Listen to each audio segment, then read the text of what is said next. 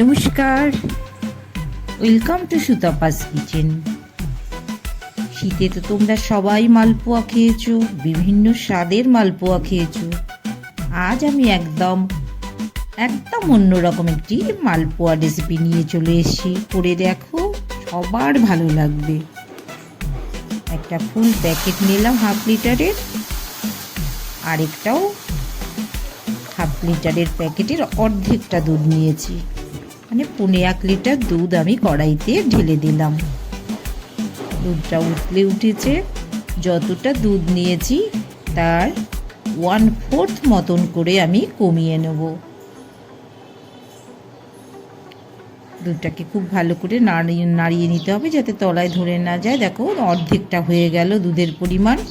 যখন যেটুকু আমি দুধ নিয়েছিলাম তার 1/4 চলে এসছে। এই 1/4 অবস্থায় কিন্তু আমি কিছুটা 1/2 কাপের মতন আমি চিনি মিশিয়ে দিচ্ছি। তাহলে আমি বোঝাতে পারলাম তোমাদের, যতটা দুধ নিলাম তার 1/4 যখন হয়ে আসবে তখন কিন্তু আমি চিনিটা মেশালাম। 2.5 কাপের মতন আমি ময়দা নিয়ে নিচ্ছি।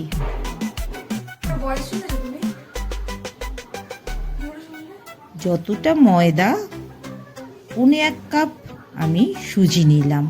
ময়দারও ঠিক 1/3 মতন আমি সুজি নিলাম। মাপটা তোমরা একটু বুঝে নিও। যতটা ময়দা নেব তার 1/3 আমি সুজি নিয়েছি। এবার খুব ভালো করে ময়দা সুজিটাকে আমি একটু মিশিয়ে নিচ্ছি। কিছুটা আজওয়ান আমি হাতে ক্র্যাশ করে নিচ্ছি। এটার একটা সুন্দর ফ্লেভারও আসবে, আবার হজমের পক্ষেও কিন্তু খুব ভালো আজওয়ানটা। একটু ভালো করে মিশিয়ে নিচ্ছি। এই যে দেখো, আমার ক্ষীরটা কিন্তু মোটামুটি রেডি হয়ে গেছে। এর অর্ধেকটা মতন আমি মাখাতে ব্যবহার করব। আমি একটু ঘন করে নিয়েছি, তোমরা ইচ্ছে করলে আর একটু পাতলাও নিতে পারো। তবে এই ঘনটা দিলে কিন্তু খেতে অনেক বেশি সুস্বাদু হবে। এক্ষেত্রে কিন্তু তোমরা হাত দিয়ে খুব ভালোভাবে ক্ষীরটাকে কিন্তু মেখে নেবে, না হলে কিন্তু দানা দানা মুখে লেগে যাবে। খুব ভালো করে চটকে চটকে ক্ষীরটাকে মিশিয়ে দেবে। বাকিটা কিন্তু আমি পুরো দুধ ব্যবহার করেছি। আমার কিন্তু এখানে 2 কাপ মতন দুধ লেগেছে। দুধটা কখনোই তোমরা একবারে মেশাবে না, তাহলে লাম্প হয়ে যাবে। তোমরা অল্প অল্প করে দুধ দিয়ে ভালো করে মিশিয়ে নেবে ময়দাটা। আমি কিন্তু একটু একটু করে দুধ দিয়ে চামচ দিয়ে বারে বারে করে গুলে নিয়েছি।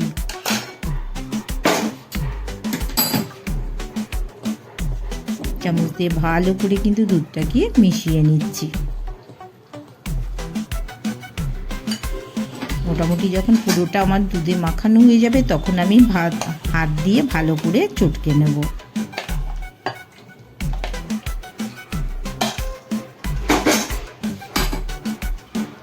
আমি কিন্তু বড় কাপের 2 কাপ আমার দুধ লেগেছে, আর 1/2 কাপ মতন আমার মালাইটা লেগেছে।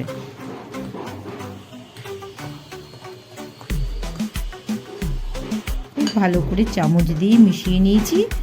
এবার দেখো, 1/2 কাপ মতন আমি চিনি কিন্তু এই ময়দার সাথে মিশিয়ে নিচ্ছি।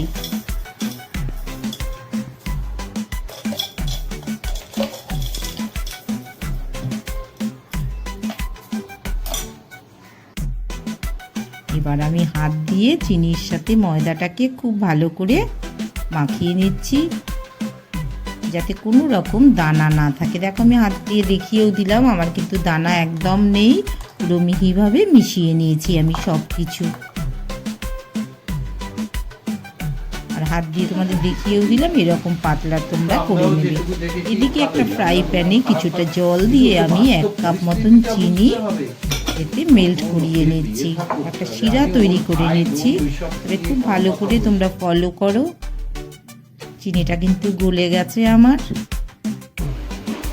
নাড়িয়ে নিচ্ছি ভালো করে, হাত দিয়ে তোমাদের দেখিয়ে দিচ্ছি। দেখো, একদম কিন্তু চিটচিটে হবে না, আঠা আঠা হবার আগেই কিন্তু তোমাদের এটা বন্ধ করে দিতে হবে। দেখো, একদম স্টিকি ভাব কিন্তু আসবে না, তার আগেই কিন্তু তোমরা এই শিরাটাকে বন্ধ করে দেবে। আমার কিন্তু এটা হয়ে গেছে। কড়াইতে বেশ কিছুটা তেল দিয়ে আমি এবার মালপোগুলো ভেজে নেব। খুব ভালো করে কিন্তু তেলটা তোমরা গরম করে নেবে। ছোটো ছোটো মালপোয়া আমি ভেজে নেব। তেলটা গরম হয়ে গেছে, দেখো ওটা দেখে যে কুটকিটা যে ঘুরে বেড়াচ্ছে ওটা কিন্তু আমি দেখে ট্রাই করে নিয়েছি যে গরম হয়েছে কিনা। আমার কিন্তু ভাজা কিন্তু হয়েছে, তোমরা দেখো বেশ সুন্দর ফুলো ফুলো কিন্তু মালপো তৈরি হয়েছে আমার। আবারও একটু মালপোয়া ভেজে তোমাদের দেখিয়ে দিচ্ছি।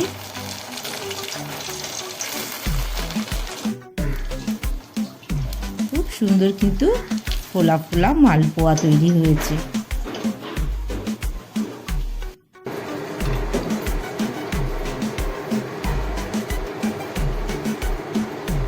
এই যে দেখো আমার কিন্তু ভাজাটা পুরো রেডি হয়ে গেছে। কি সুন্দর দেখতে হয়েছে, নরম নরম। এগুলো শিরাতে না ভিজিয়েও কিন্তু খুব ভালোভাবেই কিন্তু খাওয়া যেতে পারে। আমি একটু ক্ষীরের তৈরি করব বলে প্রথমে ক্ষীর দিয়ে মাখিয়েও নিয়েছি, শেষেও আমি ক্ষীর ব্যবহার করব।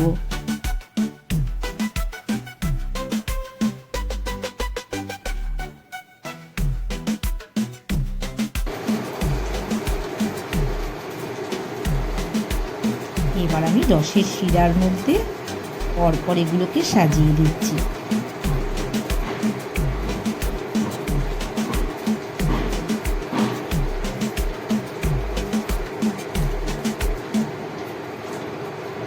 এক পিঠ কিছুক্ষণ ভিজে আসলে আমি কিন্তু সবকটাকেই আবার উল্টে দেব। প্রথমে আমি অ্যারেঞ্জ করে নিচ্ছি সবকটাকে। ঠিক আধ ঘন্টা পরে আমি আবার ওপিট করে সবকটাকে আবার ভিজিয়ে দেব। আমার কিন্তু শিরায় ভেজানো হয়ে গেছে। এবার কিন্তু আমি উপর থেকে ক্ষীর ছড়িয়ে দিয়েছি। আমার কিন্তু ক্ষীরের মালপোয়া রেডি হয়ে গেছে।